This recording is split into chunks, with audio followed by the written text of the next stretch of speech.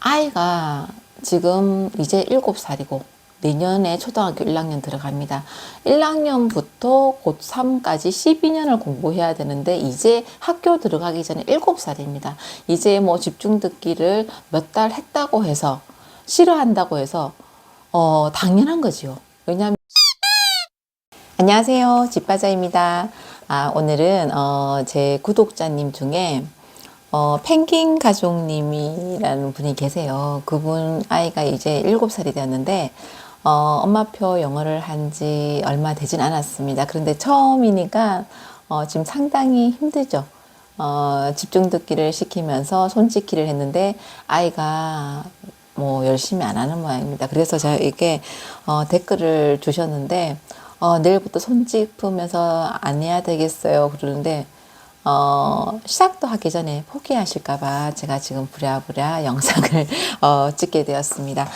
먼저 사연 한번 읽어드릴게요. 펭귄 가족님입니다. 7살 아들 몇 달 전에도 손가락 짚기 하는데 저 째려보기에 그냥 사운드펜으로 책 들려줬거든요. 요즘 또 손가락 짚기 시키는데 하기 싫어서 꼼지락대고 표정 찡그리고 대충 손가락 날려버리고 진짜 저도 짜증나서 미쳐버리겠어요. 손가락 짚기를 너무 싫어하네요. 돌아버리겠어요. 저도 표정도 썼고 애도 짜증내고 ORT 4단계까지는 듣기를 했어요. 근데 1단계 쉬운 책 손가락 짚기 하면 진짜 애 표정이 이를 가는 표정입니다. 저도 내일부터 손가락 짚기 다시 안 하려고요. 미치겠네요. 그냥 들려주기로 가야 하나 봐요. 연산 책도 2장씩 매일 사고력 책도 2장씩 하니까 자기는 하루에 1권을 4장씩 하겠다네요. 2권은 못 하겠다네요. 내 계획대로 안 되니 하가 치밀어 오릅니다. 펭귄 가족님 아들은 지금 7살인데요. 7살 때, 6살 때 아이들이 자기 주장을 내세우면서, 싫어. 뭐, 이렇게, 그런 말을 많이 한다. 그래서 제가 우리 아들이 6살 때인가 5살 때 싫어를 많이 하더라고요. 뭐 시키면 뭐 싫어부터 말을 하고 하더라고요. 그래서 제가 또 동화책을 찾아보니까 싫어라고 말하지 말고 뭐 그 이유를 말하는 거야. 뭐 그런 관련된 책, 동화책도 제가 사서 읽히고 뭐 그랬거든요. 근데 요 시기 때는 자기 주장을 내세우면서 약간 자립심을 표출하는 그런 시기인 것 같아요. 그래서 미운 7살, 뭐 말 안 듣는 7살, 뭐 그럴 때가 있잖아요. 이 아이도 그런 시기고요. 그런데 아이가 지금 이제 7살이고 내년에 초등학교 1학년 들어갑니다. 1학년부터 곧 3까지 12년을 공부해야 되는데 이제 학교 들어가기 전에 7살입니다. 이제 뭐 집중 듣기를 몇 달 했다고 해서 싫어한다고 해서 당연한 거지요. 왜냐하면 지금은 거의 초등학교, 중학교 때까지 오랫동안 습관을 잡아야 됩니다. 그런데 지금 초창기에 몇 번 집중 듣기 했는데 싫어한다. 얘는 정말 싫어하는 아이인가 보다. 잘 짚는 애들은 특별히 따로 있지. 절대 그렇지 않습니다. 우리 아이도 마찬가지였고요. 그런데 아이가 막 싫어, 하기 싫어, 짜증내고 징징댈 때 그때 아빠가 그래 하지 마 이러면은 또 아이가 더 내가 이렇게 하니까 아빠가 하지 마라 그러네 그러면서 행동을 더 하지요. 하지만 제가 우리 아이를 어렸을 때부터 이제 공부, 엄마표 영어 7살 때부터 거의 뭐 계속 제가 시키면서 이 방법 저 방법 다 해봤을 때 손가락 짚으면서 글자 읽는 거는 정말 중요합니다. 왜 중요하냐면요. 지금 이 아이가 지금 영어책을 읽을 수 있고 그런 단계는 아니지요. 물론 그림책이니까 집중 듣기를 하면 그림만 보고 있으면 되니까 재밌습니다. 왜냐하면 DVD도 보고 했기 때문에 내용도 약간 파악할 수 있고 하지만 그러면 귀만 틀리게 되는 겁니다. 우리가 손을 짚으면서 집중 듣기를 하는 것은 글자를 보면서 소리를 들으면서 글자 소리를 동시에 이제 흡수하는 거거든요. 그러면서 나중에는 읽게 되는 겁니다.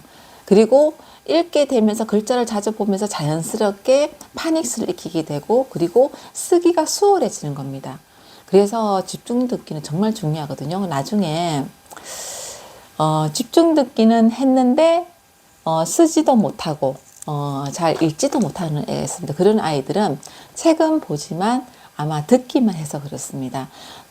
한글을 우리가 뗄 때도요, 손을 짚으면서 제목을 읽게 하고, 손을 짚으면서 한글을 읽게 하면서 처음에는 그렇게 한글을 읽게 됩니다. 저도 우리 두 아이를 한글을 뗄 때, 처음에는 동화책 제목이 크잖아요. 그렇기 때문에 손을 짚으면서 같이 읽어줬습니다. 예를 들면, 달림 안녕이면, 달림 안녕. 이렇게 글자를 짚어주면서 항상 이제 책을 읽어줬습니다. 그렇게 하면서 제가 한글을 떼게 만들었거든요. 그렇기 때문에 글자를 짚는 건 정말 중요합니다. 나중에는 이게 팔이 아프니까 나무 젓가락을 연필깎이에 갈아서 앞이 좀 뾰족하잖아요. 그러면서 그걸로 짚기도 시켜봤는데 결국은 나중에 손이 제일 편하더라고요. 우리가 책상에 앉아서 할 때, 바닥에 앉아서 할 때는 이게 책 받침대 큰 거 있잖아요. 앉아서 하는 큰 받침대 있습니다. 그림도 그릴 수 있는 그런 받침대도 제가 있었고, 책상에서 할 때도 책 받침대를 세워서 이렇게 손을 짚어야 수월합니다. 이게 책이 눕혀진 상태에서 글 짚으려면 더 이렇게 목도 아프고 그렇거든요. 그렇기 때문에 책을 이렇게 받침대에서 책을 올려놓고 이렇게 짚게 해주셔야 됩니다.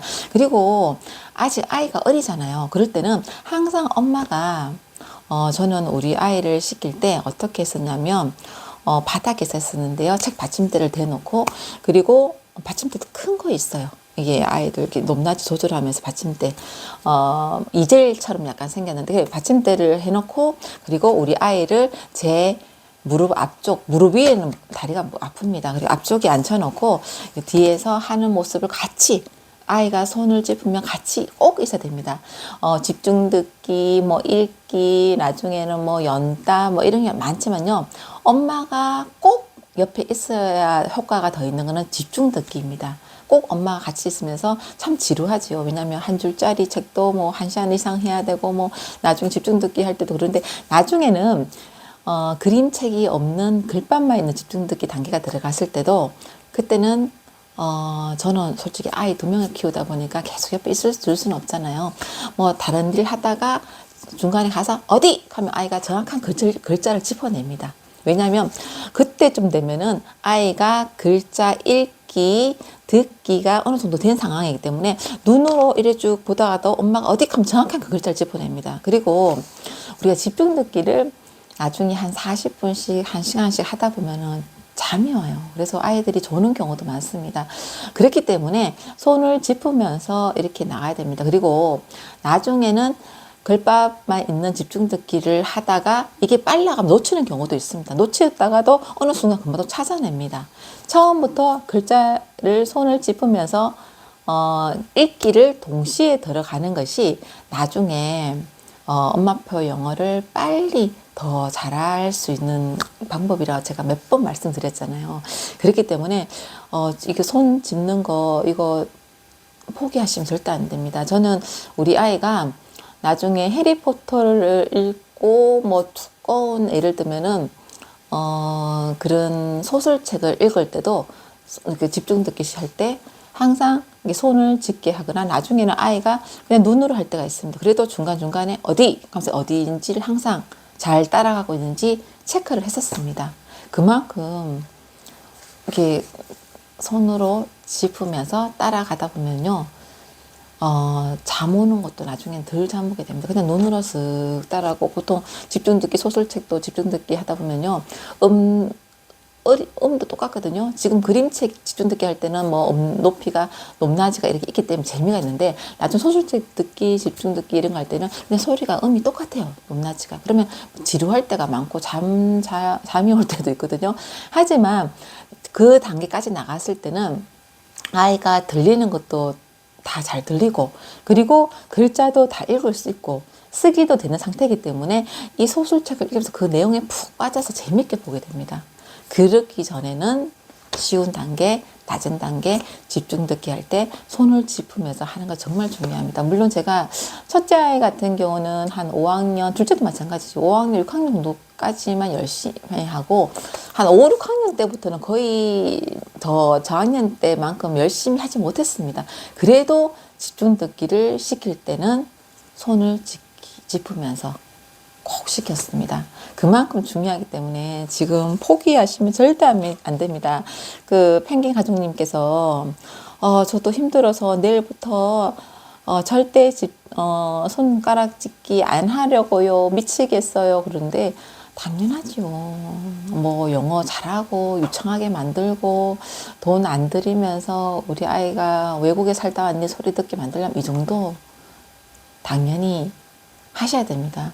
아이가요, 꼭 엄마표 영어가 아니어도 학원 보내는 아이들이라도 집에 와서 영어 숙제 시키고 뭐 수학 숙제 시키고 하면은 나 하기 싫어 징징징 대고 뺀질뺀질 대는 거 마찬가지거든요. 제가 오늘 중학생 아이를 이제 미술 수업을 했는데 그 아이는 제가 그 어머니에게 엄마표 영어 방법도 알려주고 어떻게 하면 좋다 알려줬는데 제가 이렇게 이야기를 들어보면은 제대로 하고 있지 않더라고요.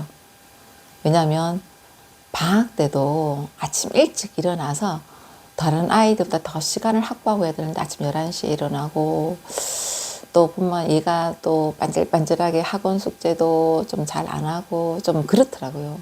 그렇기 때문에 우리가 엄마표로 공부시키겠다고 마음먹고 또 엄마표 영어로 시키는 이유는 뭐 여러 가지 이유가 있을 수 있죠. 그리고 사교육비 전략하려는 이유도 있고, 그리고 학원 가서 그냥 뭐 전기세대로 가지고 학원을 초, 중, 고 열심히 다녔는데 영어 말 한마디 못하고 듣기가 안 되고 이런 아이를 보다가 엄마표 영어로 내가 우리 아이는 영어 하나만은 잘하게 만들겠다고 생각하고 시작하신 거잖아요.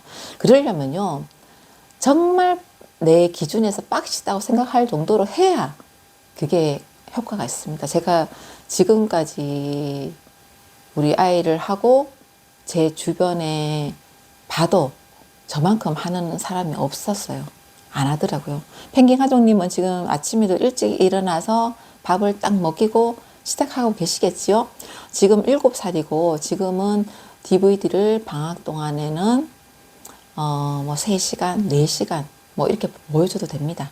보여줘도 되고, 그리고 손가락 짚으면서 듣기를 시키되 읽기도 하루에 1시간 정도는 시키십시오. 제가 지금에 와서도 이렇게 하세요 다 잘라내고 이렇게 말씀드리는 거는요, 저도 다 시행착오 겪어보고 해서 다 이렇게 해야 정말 잘할 수 있더라라는 걸 말씀드리는 거거든요. 왜냐하면 제가 지금 영상으로만 저를 보기 때문에 제가 이렇게 말해도 저 사람만 되겠지, 그 마음 속에는 이렇게 불안한 마음이 있기 때문에 완전히 믿고 이렇게 할 수 없는 겁니다. 하지만요, 제가 말씀드릴 수 있는 거는 제가 엄마표 영어를 시키면서 정말 힘들었었는데, 중학교 때, 고등학교 때 예를 들면 학원만 다닌 아이들도 성적이 잘 나오고, 우리 아이들도 정말 영어를 이렇게 말도 잘하고 잘하는데 성적도 걔네들 비슷하고 했을 땐 와, 이렇게 고생해서 할 필요 없었겠구나 그런 생각이 들 때 있었습니다. 하지만요, 지금 이제 대학생이 되고, 그리고 둘째 아이는 지금 대학교 이제 1학년이 끝났지만 벌써 취업에 관련된 자격증과 그런 거를 이제 알아보고 공부도 하고 있습니다. 그런데 우리 둘째 아이는 뭐 그런 걸 쉽게 받아들이는 아이 아니라 그랬잖아요. 하지만 영어에서는 뭐 어떤 공기업을 가도 토익 점수를 보잖아요. 거기에 대한 부담감을 얻기 때문에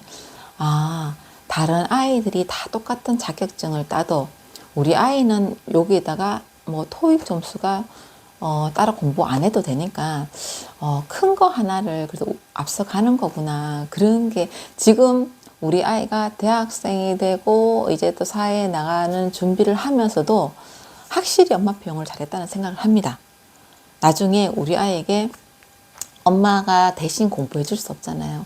하지만 큰 거 하나는 이제 부담을 덜어줬기 때문에 내가 참 잘했다 그런 생각을 합니다.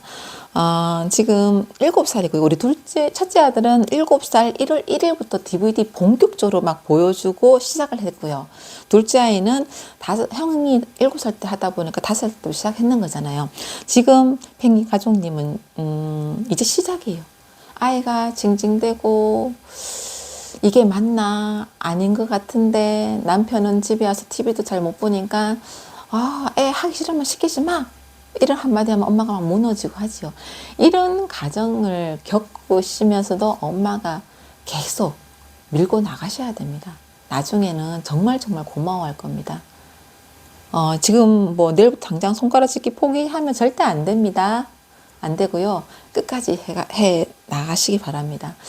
정말 제가 옆에 있다면 매일 이렇게 알려드리고 싶은데, 제가 갑자기 뭐 힘들어 하시고, 그래도 뭐 ORT 4단계까지 나가시고, 다시 쉬운 단계 읽기도 하고, 이렇게 하면서 어머니는 아침마다 도서관에 가서 쉬운 책들을 재밌는 그림책, 내가 영어를 읽을 수 있고, 독해할 수 있고, 예를 들면은 뭐, 다 모르셔도 상관없습니다. 책을 보고 그림이 재밌네, 우리 아이가 좋아하겠네, 글자 한두 줄이네, 그런 책 무조건 다 빌려오면 됩니다. CD가 있는 걸로.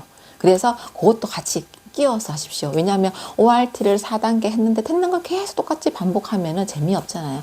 그걸 하면서 다른 책도 끼우고 또 요 책들 정도 하다가 나중에 또 했던 걸 또 좀 더 끼우고 이런 식으로 계속 반복을 시키셔야 됩니다. 그렇게 하면 자연스럽게 읽기가 1년 정도 지났을 때 한 줄, 두 줄, 보통 초등학생들 한 3학년 정도 올라가야 읽을 수 있는 걸 얘는 읽고 다 해석하게 되거든요. 그렇기 때문에 절대 포기하지 마시기 바랍니다. 제가 요즘 할 얘기가 많습니다. 그거는 다음 시간에 또 알려드리겠습니다. 어머니 절대 포기하지 마시고요. 계속 밀고 나가셔야 됩니다. 그리고 DVD를 보면서 내용도 이해하면서 책을 보면서 글자를 보면서 그 소리가 이 글자 이 모양이구나, 이렇게 생겼구나 하면서 눈으로 볼 수 있는 게 중요하거든요. 그래서 손을 짚으라는 겁니다. 손을 안 짚으면요, 아이가 그냥 소리에 빠져서 그림만 보게 됩니다. 그래서 손을 짚어야 되는 겁니다. 아시겠죠, 어머니? 꼭 손을 짚고 듣기를 꼭 하시고, 그리고 손을 짚으면 엄마가 또 읽기 시킬 때는 엄마가 손을 짚으면서 읽기를 시켜보셔도 됩니다. 하지만 집중 듣기 할 때 아이가 손을 짚고 꾸준히 글자를 눈으로 보게 하는 게 중요합니다. 명심하시기 바랍니다. 어머니 오늘도 화이팅 하시고요. 내일도 꼭 화이팅 하시기 바랍니다. 화이팅!